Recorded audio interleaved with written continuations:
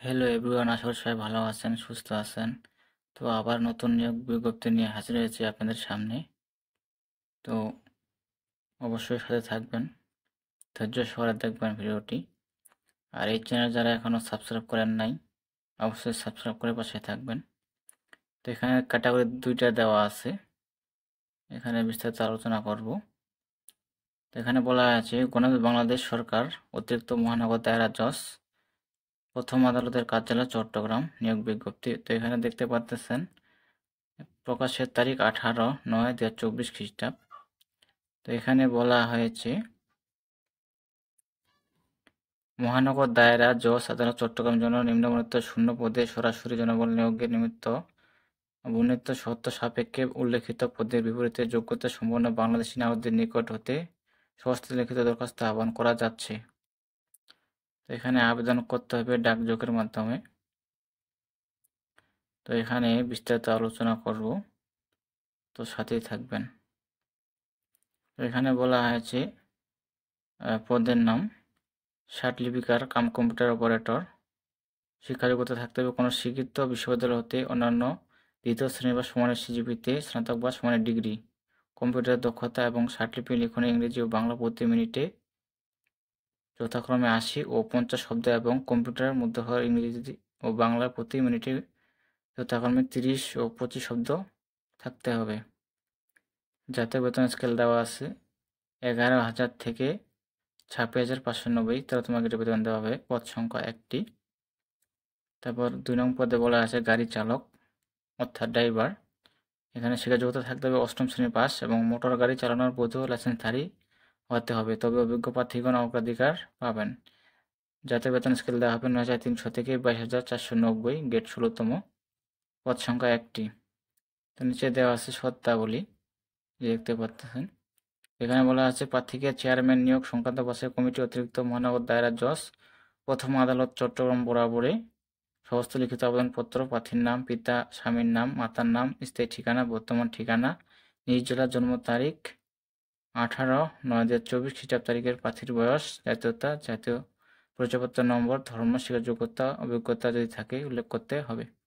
তো আগামী যে দেখতে পাচ্ছেন ২ নং পদে আবেদনপত্র আগামী ৭/১০/২০24 খ্রিস্টাব্দ তারিখে বলা ৫ ঘটিকার মধ্যে অফিস চলবেন ডাকযোগে অথবা সরাসরি চেয়ারম্যান নিয়োগ সংক্রান্ত বাছাই কমিটি অতিরিক্ত মহানগর দায়রা জজ প্রথম আদালত কার্যালয় চট্টগ্রাম বরাবর পৌঁছাতে হবে।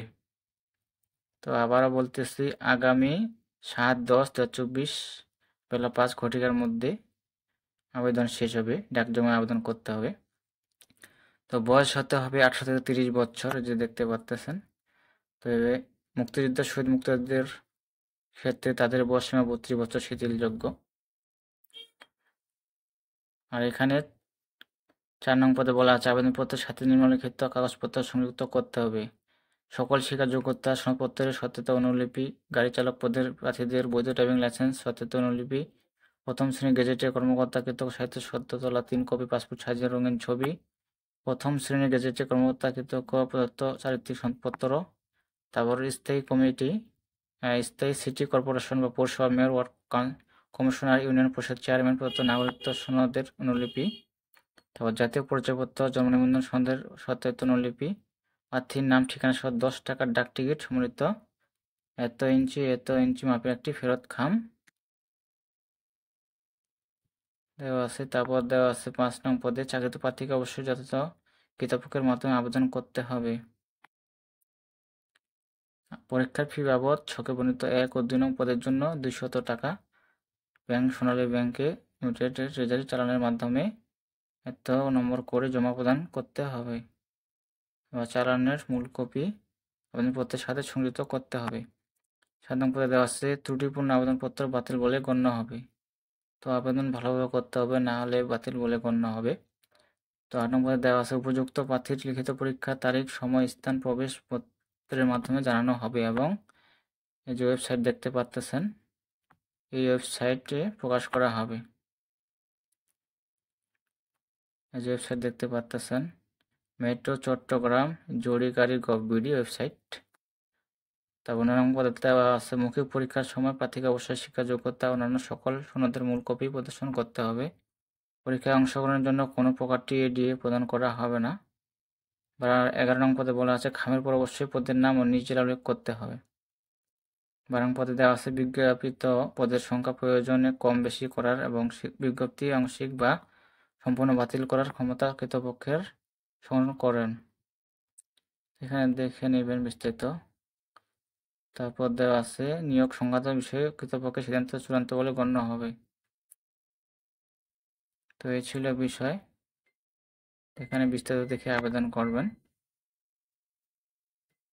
আর এই চ্যানেল নতুন হলে অবশ্যই চ্যানেলটিকে সাবস্ক্রাইব করে পাশেই থাকবেন। তবে সবাই ভালো থাকবেন, সুস্থ থাকবেন। ধন্যবাদ সকলকে। পরবর্তীতে অন্য কোনো ভিডিও নিয়ে আলোচনা করব। ধন্যবাদ সকলকে।